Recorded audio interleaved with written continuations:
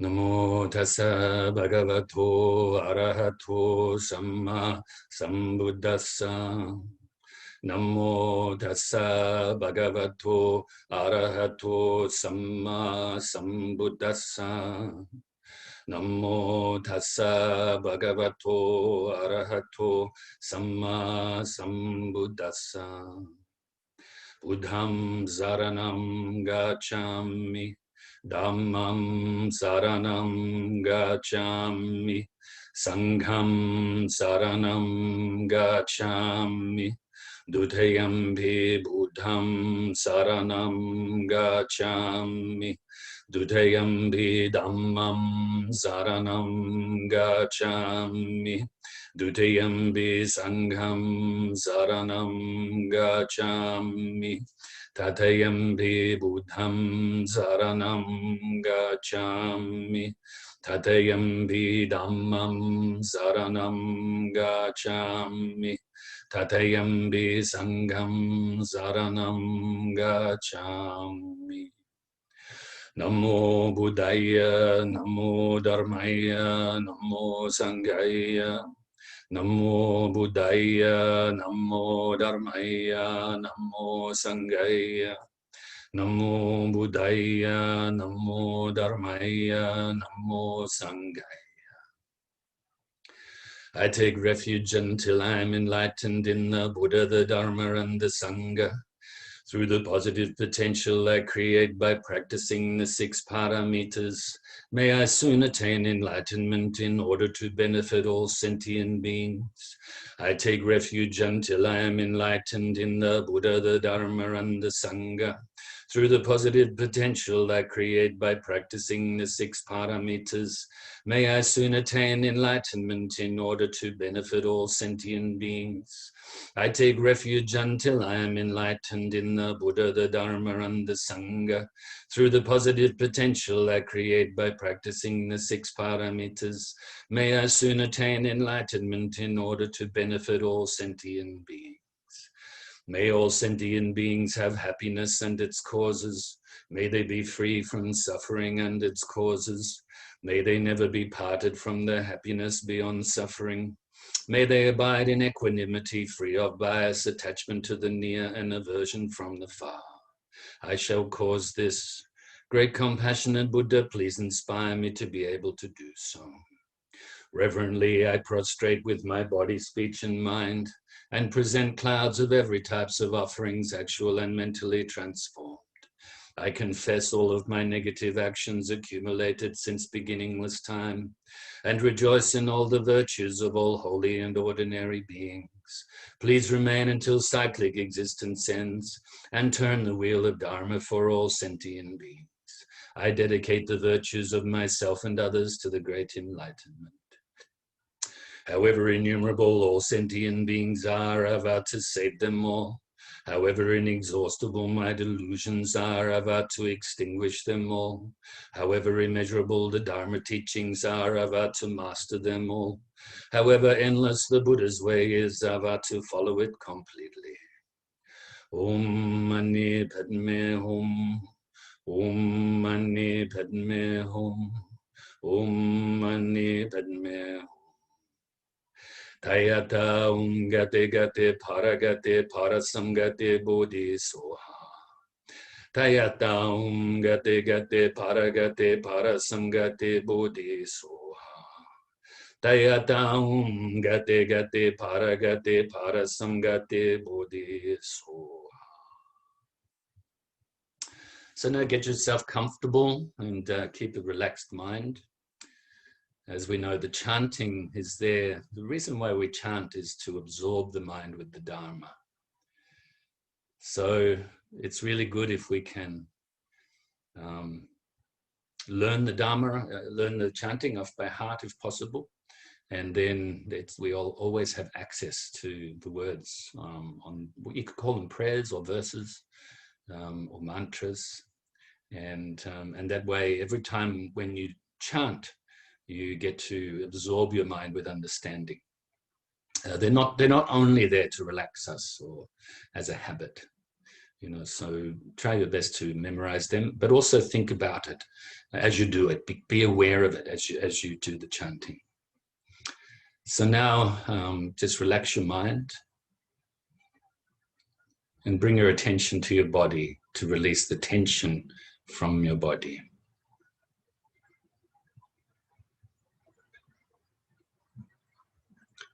Starting at the feet, the tips of the toes, the bottom of your feet, the balls of the feet, the arches, the heels, and also the top of the feet and around the ankles and Achilles tendons. So release the tension from these areas.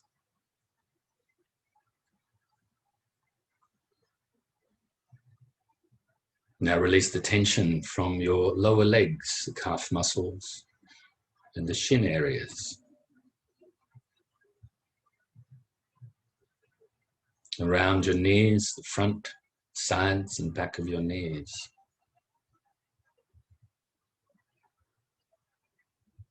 From the upper leg, the hamstrings at the back and the quad muscles at the front.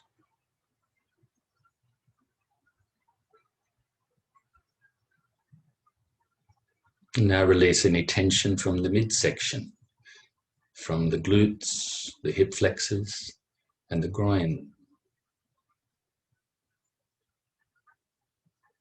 The lower stomach, on and just above your hips,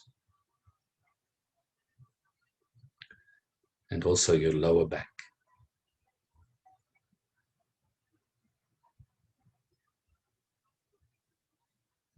Now further up your stomach and your sides, and through to the center of your back.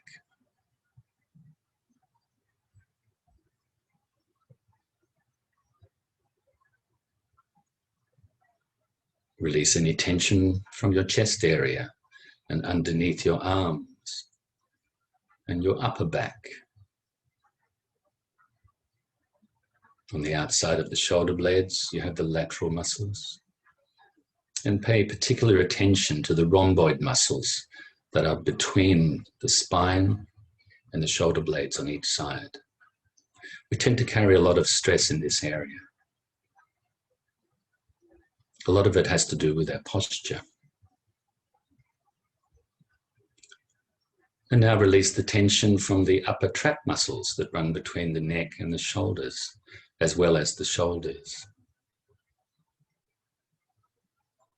In your upper arms, the biceps and triceps, the elbows, the forearms, your wrists, your hands and fingers and thumbs.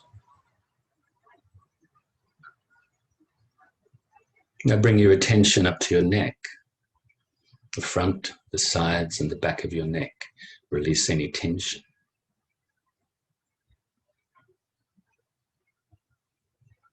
The back of your head and the sides of your head, around your ears and temples.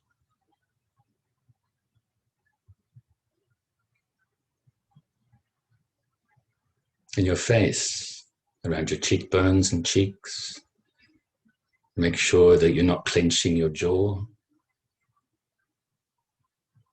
Relax the chin and the mouth, placing the tongue on the upper palate above the top teeth in the mouth, and lightly touching your lips.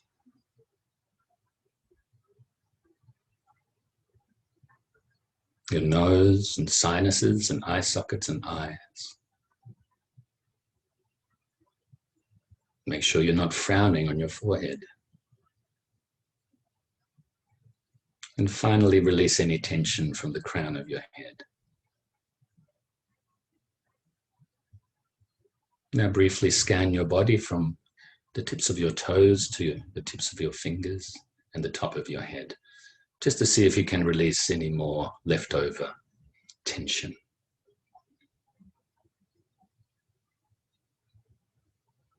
Now bring your focus initially to the tip of your nose.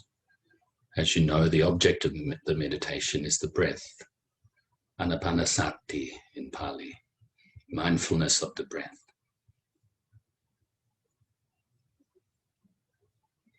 As you breathe in your nose, you will realize and feel the air is quite cool as you breathe in, on the back of your throat. As it makes its way into the lungs, they expand. As you breathe out, the lungs compress.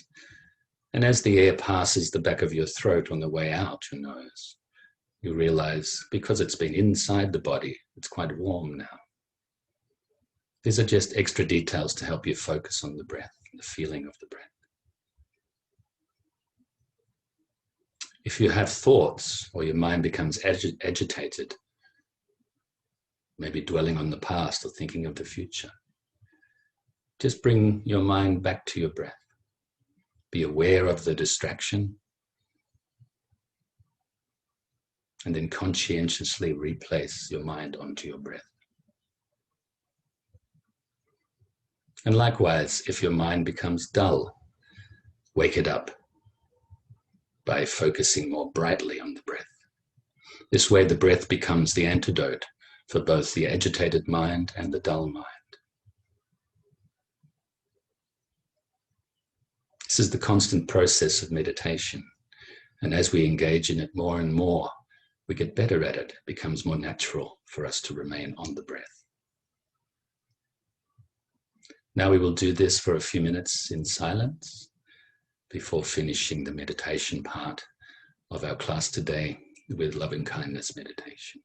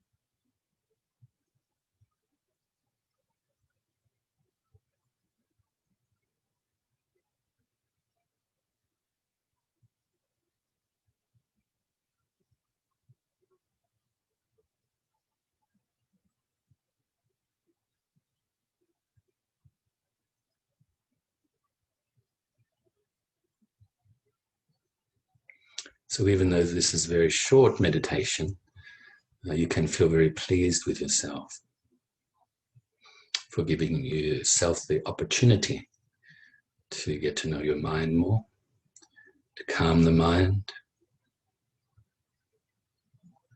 to increase the good qualities of the mind, and to decrease our faults.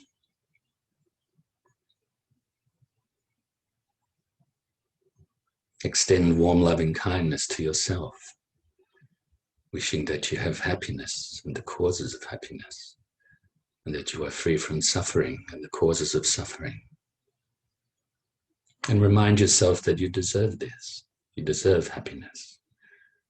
And you deserve to free yourself from suffering.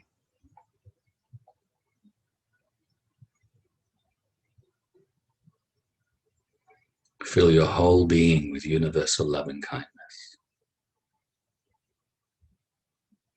friendliness, non-violence and honesty, respect and appreciation.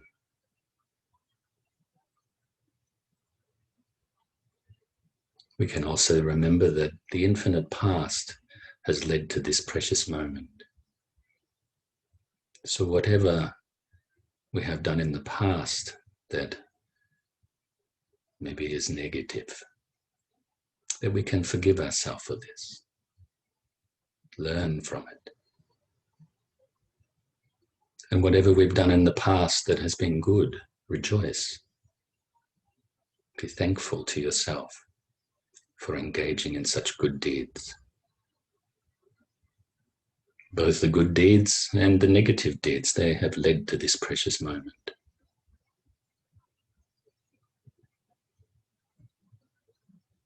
Now you can extend and radiate this love and kindness out to your family and friends, wishing that they are also happy and free from suffering.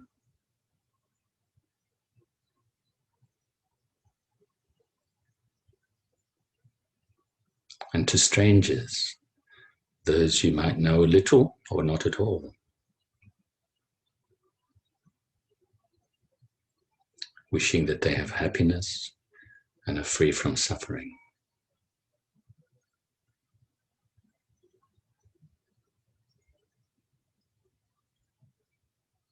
Now you can extend this loving kindness further and further to also include those you find difficult. Even we may call them enemies, wishing that they have happiness and the causes of happiness, and are free from suffering and the causes of suffering.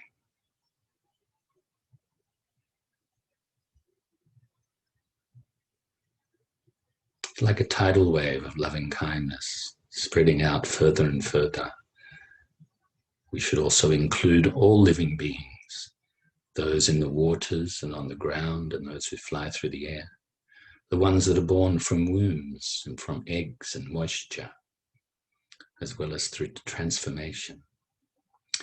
First of all, in our immediate area, and then further and further spreading the loving kindness out, further to include our city or town, and then throughout our state. And all of the living beings, we wish them to be happy and free from suffering throughout the whole country.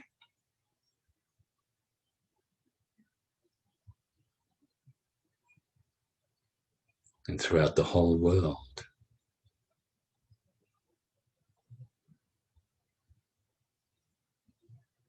May all of the living beings throughout this planet, may they be happy and free from suffering, and may peace pervade the whole world.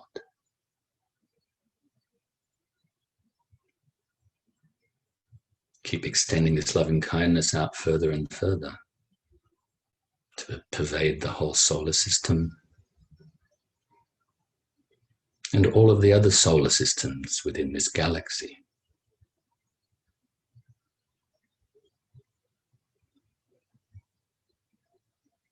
And all of the galaxies throughout the whole universe. Wherever there are living beings, may they be happy and free from suffering, and may there be peace.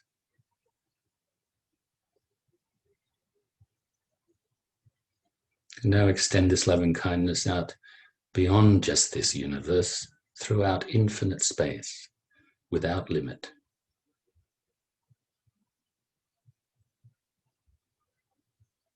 That's why this universal love and kindness is known as one of the immeasurables, because it can be developed beyond measure. It can be radiated beyond measure. And it can also benefit innumerable sentient beings.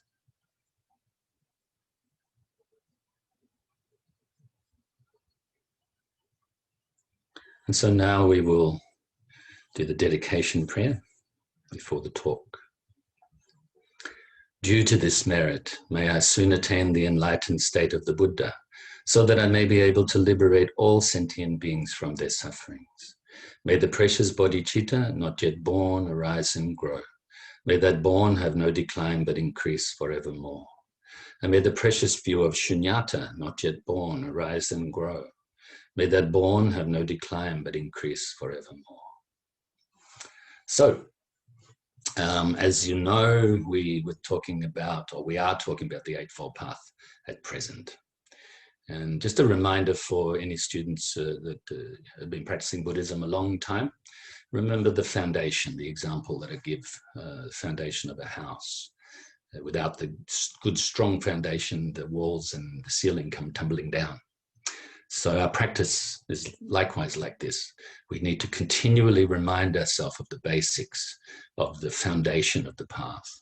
But also within what I'm saying, I'll do my best to speak on many levels at the same time. You know, we're talking about how to put this into practice in our everyday life, but also how it relates to our mind, how the good actions and the bad actions and the neutral actions affect our mind or affect our mind.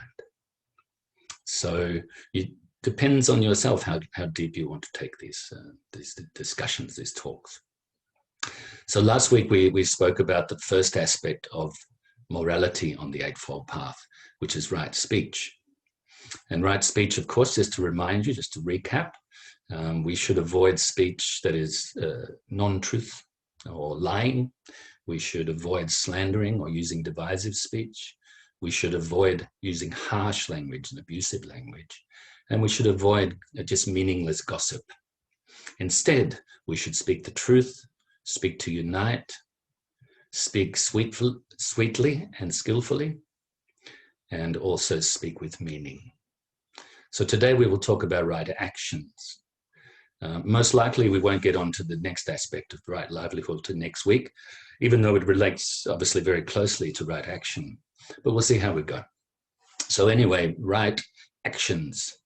Obviously the biggest one. In fact, I'll tell you something. When I first met one of my very close teachers, Geshe Gelsen, in Los Angeles, probably in about 1996, I think.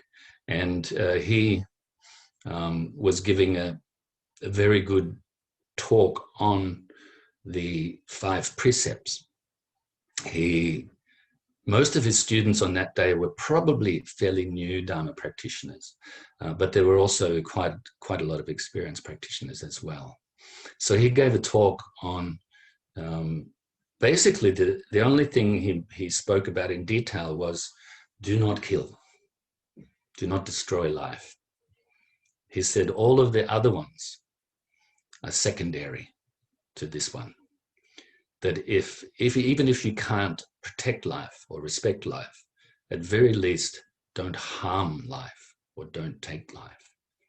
And so you could almost say this is the foundation of morality, isn't it? Not to destroy someone else's life or even your own.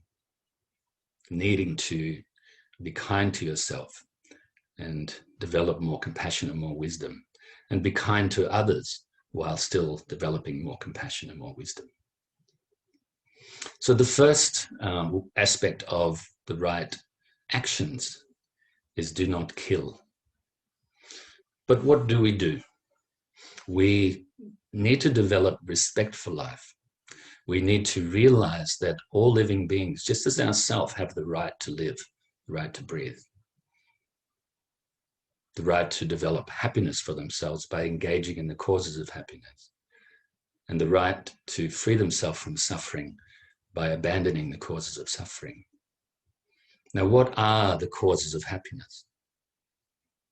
They're mind states such as wisdom, non-attachment and generosity,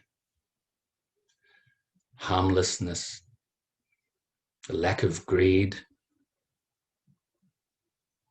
lack of anger, more love, more compassion, and all of the other far-reaching attitudes that arise from these: morality, patience, enthusiasm and perseverance, good concentration. All of these cause happiness. As we cause happiness for ourselves, and others do the same for themselves, by engaging and developing more and more these good qualities, the more happiness that comes, and therefore the more of a good influence we will be on others' lives as well. And as mentioned, the more safe people will feel around us and in our presence, and maybe they listen to us more too, if we have some good advice. Also, what are the causes that we need of suffering? That we need to avoid the causes. They're the mental attitudes or the mental states, such as ignorance, greed and anger and hatred, a lack of empathy, lack of love, jealousies, arrogance, and so forth. All of these states we need to decrease and eventually eradicate to free ourselves from suffering and to realize happiness. The more generous we are, for instance, the less greedy we are. So you can see that the positive or the good qualities are the antidote for the faults.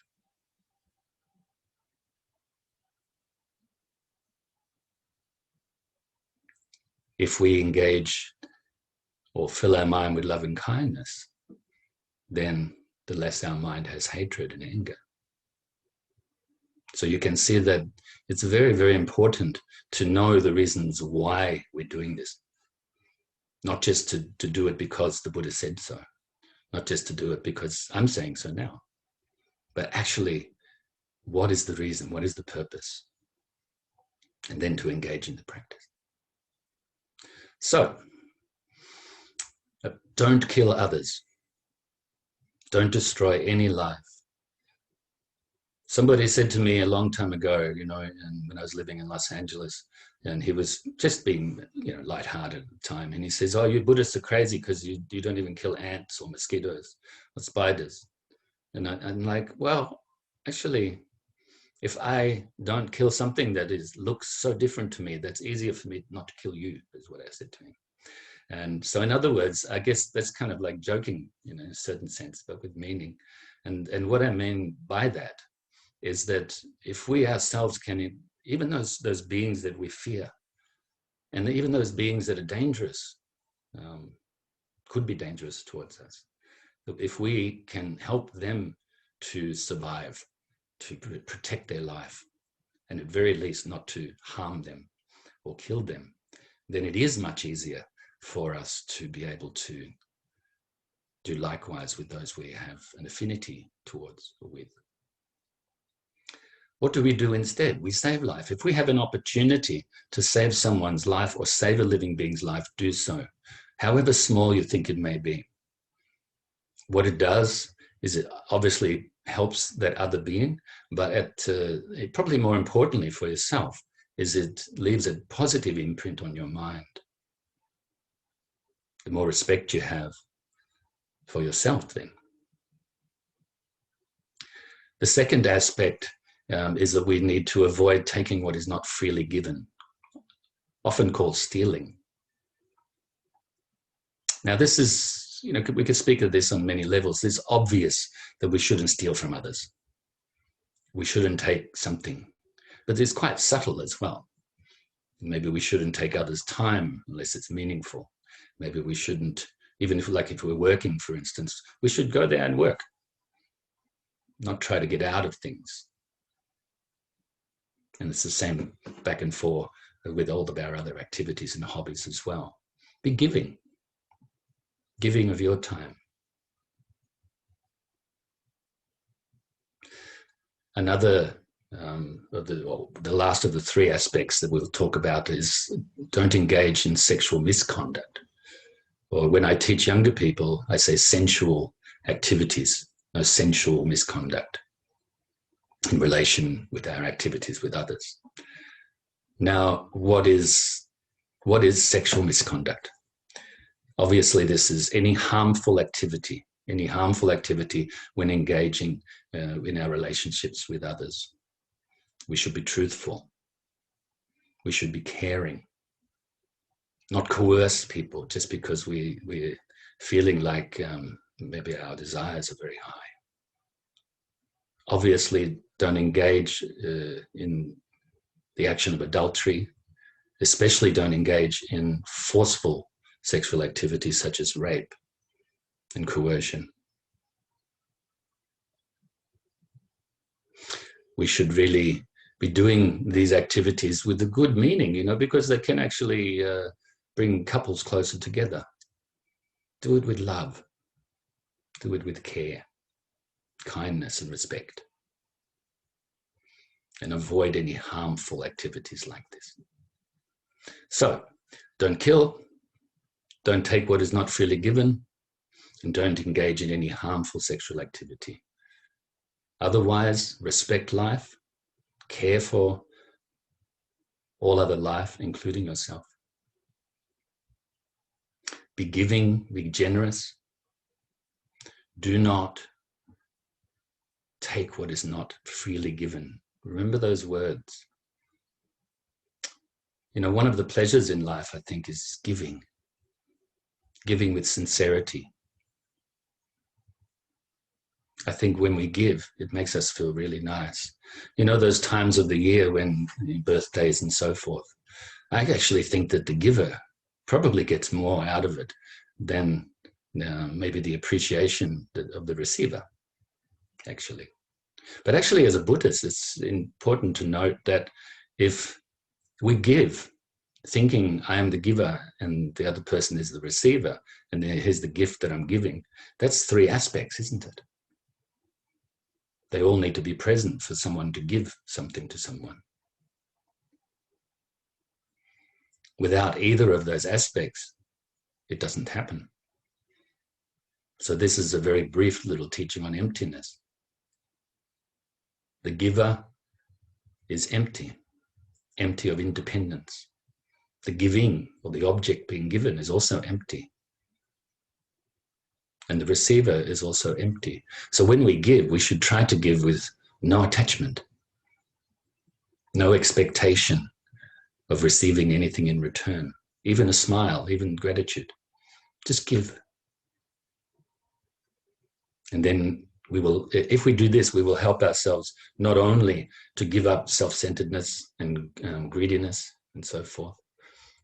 We will also increase the habit of giving and help ourselves to enable our minds actually to be able to understand the nature of reality in the long term. And that's another point, that sometimes people think, oh, this supreme wisdom, or this wisdom of emptiness, or wisdom of no self, sometimes it's impossible, it's a long way. But I must give you the example of the horizon. If you look outside at some stage, and then you see the horizon, if I look to this way, I see the beach and the hills over there and towards Pyramid Rock. So that's like the horizon for me right now. But if I go over there, then I look back here, the horizon is actually here in this house. It's Surf Beach. So where is the horizon?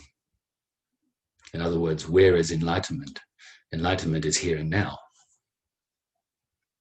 Even though we practice to purify our mind to realize enlightenment, we need to engage in this practice, like cleaning a window. The window is dirty, so we need to clean it. Our mind is not pure, so we need to purify it. But actually, the window is already clean. The mind is already pure. We just need to clear away these mental afflictions. And right action, right speech, and right way of living or livelihood is one way. If we can regulate our actions and speech, and our activities in the community with our work and so forth, then this will help us to purify the mind. It's very interesting. I'll go back to that example about the window. Those of you who have attended the classes for some time know that I use this example a lot. The window, we think the window is dirty, but it's not. How can it be dirty? You don't go out and buy a window with dirt on it, like the receipt, the invoice, here's $200, that's the cost of the window plus the dirt. No, we just buy a window pane of glass. So our mind is pure, it's pristine in its true nature. So now that I've actually finally downloaded this Zoom app onto my laptop, I can actually see the time. And so I think that we're just about to finish the class. Hopefully you get something from these words, and whatever you get from the words, then utilize it. That's more important. And what I will do actually as well is I'll give a few of you a call straight after the class. Speak to you just for 2 or 3 minutes each, just to see how you're doing. Okie dokie. So may you be happy. May you be free from suffering. May all others be happy and free from suffering. And have no worries, mate, as we say in Australia. No worries, because you're freeing your mind from